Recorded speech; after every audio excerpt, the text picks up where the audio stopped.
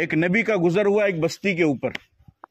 انہوں نے وہاں پر دیکھا کہ پوری بستی کھنڈر اور ویرانی میں تبدیل ہو چکی ہے، اور یہ معلوم ہوتا تھا نشانات سے کہ پہلے کبھی کسی زمانے میں بہت پہلے یہاں پر لوگ رہتے تھے، لیکن اب بالکل کھنڈر میں تبدیل ہو چکی ہے اور نام و نشان تک مٹ گئے ہیں. تو ان کے دل کے اندر یہ خیال آیا کہ اللہ یہ بستی ہے کوئی نام و نشان لینے والا نہیں، بالکل کھنڈر میں تبدیل ہو گئی ہے، آخر تو ان کو کیسے زندہ کرے گا. ان کے دل میں یہ خیال گزرا، انا یحیی ھذہ اللہ بعد موتہا، کہ اللہ تو نے یہ مر گئے ہیں تو ان کو کیسے زندہ کرے گا. اللہ تعالیٰ نے ان کو سمجھانے کے لیے ان پر ہی موت طاری کر دی.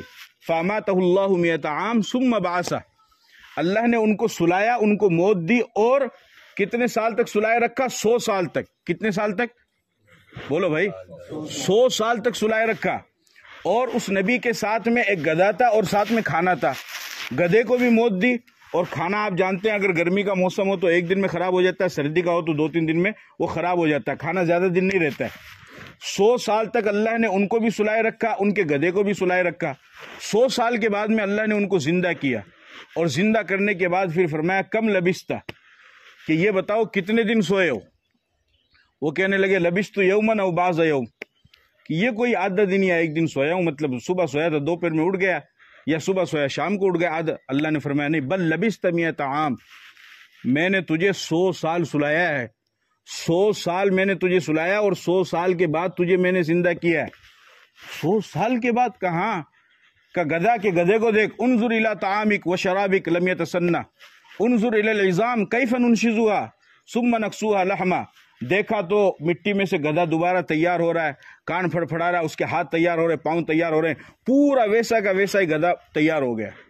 فرمایا کھانے کی طرف دیکھو، کھانے کی طرف دیکھا تو کھانا بالکل تر و تازہ، کوئی اس میں بدبو نہیں، لم یتسنہ، کوئی بدبو ہی نہیں، اس میں نام و نشان نہیں. فرمایا کہ میں نے 100 سال کے بعد جس طریقے سے تجھے زندہ کیا، تیرے گدھے کو زندہ کیا، تیرے کھانے کو برباد ہونے نہیں دیا، اسے سڑنے نہیں دیا، اسی طریقے سے 1,00,000 سال کے بعد بھی میں زندہ کر لوں گا، میرے لیے کوئی مشکل نہیں ہے. فلما تبین له قال اعلم ان اللہ علی کل شیء قدیر. نبی کی زبان سے یہ بات نکلی کہ اللہ میں اس بات پر یقین رکھتا ہوں، میں اس بات کو جانتا ہوں کہ اللہ ہر چیز پر قادر ہے، اس کے لیے کوئی مشکل نہیں ہے. تو اللہ کے لیے کوئی مشکل نہیں ہے. غار ثور میں اس میں اصحاب کہف کا جو واقعہ ہے، ان کو اللہ تعالیٰ نے اصحاب کہف والوں کو 300 سال سلایا. 300 سال تک اللہ نے ان کو سلا کر رکھا. چند نوجوان تھے جنہوں نے توحید کا اقرار کیا اور اپنی بستی سے الگ ہو گئے، تو 300 سال تک اللہ نے کہف کے اندر، وہ جو غار تھی اس غار کے اندر اللہ نے ان کو سلا کر رکھا. اور کتا ان کا باہر تھا، وَكَلْبُهُمْ بَاسِطٌ ذِرَاعِهِ بِالْوَصِيدِ، کتا بھی ان کا ساتھ میں تھا. اصحاب کہف کا کتا بھی جنت میں جائے گا. چند جانور ایسے ہیں جو جنت میں جائے گا، ان میں سے ایک اصحاب کہف کا کتا بھی ہے.